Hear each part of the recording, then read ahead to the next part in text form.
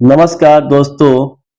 तो हम आज आप सभी के लिए होलिका दहन की पौराणिक कथा लेकर आए हैं। बहुत समय पहले की बात है। एक अत्यंत शक्तिशाली और अहंकारी राजा था, हिरण्यकशिपु।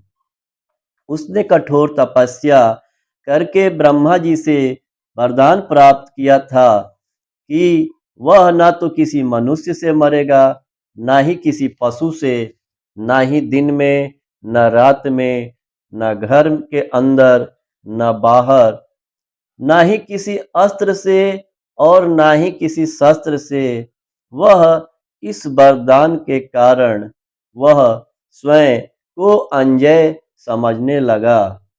समय बीतने के साथ उसका अहंकार भी इतना बढ़ गया कि उसने अपने राज्य में यह घोषणा करा दी कि सभी लोग केवल उसी की पूजा करें।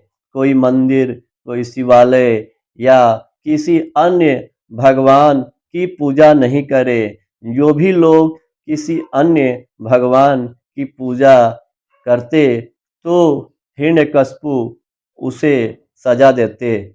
जो भी भगवान का नाम लेता उसे दंड दिया जाता था। पूरा राज्य उसके भय से भयभीत होकर कांपता था। ले, लेकिन उसी राजा का एक पुत्र प्रहलाद भगवान विष्णु का अनन्य भक्त था। बचपन से ही उसके हृदय में विष्णु भगवान की भक्ति बसती थी। गुरुकुल में भी वह अपने साथियों को भगवान विष्णु की महिमा सुनाता रहता था। जब हिरण्यकशिपु को यह पता चला कि उसका अपना ही पुत्र उसकी बजाय विष्णु की पूजा करता है, तो वह क्रोधित होकर अपने बेटे प्रहलाद को समझाने की बहुत कोशिश की, बहुत डराया, धमकाया, लेकिन प्रहलाद जो है अडिग रहे। वह निडर होकर भगवान विष्णु के सच भगवान विष्णु सच्चे ईश्वर हैं, मैं उन्हीं की भक्ति करूंगा। प्रहलाद को मारने का भी बहुत प्रयास किया गया। क्रोध में अंधे होकर हिरण्यकशिपु ने प्रहलाद को मारने के कई प्रयास किए। ऊंचे ऊंचे पर्वत से गिराया गया, विषैले सांपों के बीच डलवाया गया, हाथियों से कुचलवाने की भी कोशिश की गई, विष भी पिलाया गया, परंतु हर बार भगवान विष्णु की कृपा से प्रहलाद सुरक्षित बच जाते थे। उनकी अटूट भक्ति और विश्वास उन्हें हर संकट से बचा लेता था। हिरण्यकशिपु की बहन होलिका को वरदान प्राप्त था कि उसे अग्नि जला नहीं सकती। तब हिरण्यकशिपु ने एक योजना बनाई। उसने होलिका से कहा कि वह प्रहलाद को अपनी गोद में लेकर अग्नि में बैठ जाए, ताकि प्रहलाद जलकर भस्म हो जाए। होलिका अग्नि में बैठ गई और प्रहलाद को अपनी गोद में ले लिया। चारों ओर अग्नि की लपटें उठने लगी, लेकिन प्रहलाद शांत भाव से भगवान विष्णु का नाम जापते रहे। उनकी सच्ची भक्ति के प्रभाव से चमत्कार हुआ। होलिका, जो अपने वरदान का दुरुपयोग कर रही थी, अग्नि में जलकर भस्म हो गई, जबकि प्रहलाद सुरक्षित बाहर निकल आया। इस घटना ने यह सिद्ध कर दिया कि सच्ची भक्ति और सत्य की शक्ति के सामने अहंकार और छल टिक नहीं सकते। इसके बाद भी हिरण्यकशिपु का क्रोध शांत नहीं हुआ। उसने प्रहलाद से पूछा, तेरा भगवान कहाँ है?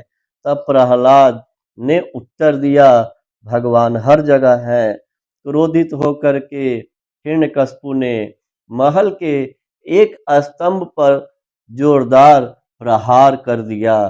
तभी स्तंभ से विष्णु भगवान ने अद्भुत अवतार नरसिंह के रूप में प्रकट होकर हिरण्यकश्यप का वध किया। नरसिंह आधे मनुष्य और आधे सिंह के रूप में थे। उन्होंने संध्या समय न दिन न रात महल की दहलीज पर न अंदर न बाहर अपनी जांघों पर बिठाकर न धरती न आकाश अपने नाखूनों से न अस्त्र न शस्त्र हिरण्यकश्यप का अंत किया और इस प्रकार ब्रह्मा के वरदान की सभी शर्तें भी पूरी हो गई। होलिका दहन और प्रहलाद की कथा हमें यह सिखाती है कि अहंकार और अधर्म का अंत निश्चित है। सच्ची भक्ति और विश्वास हमें हर संकट से बचा सकते हैं। बुराई चाहे कितनी भी शक्तिशाली क्यों न हो, अंत में विजय सत्य की और अच्छाई की ही होती है। इसी घटना की स्मृति हर वर्ष फाल्गुन मास की पूर्णिमा को होलिका दहन किया जाता है और अगले दिन रंगों का पर्व होली बड़े ही धूमधाम से मनाया जाता है, जो प्रेम, आनंद और भाईचारे का प्रतीक है। यह कथा हमें यह याद दिलाती है कि जीवन में सत्य, विश्वास और भक्ति का मार्ग ही सबसे श्रेष्ठ है।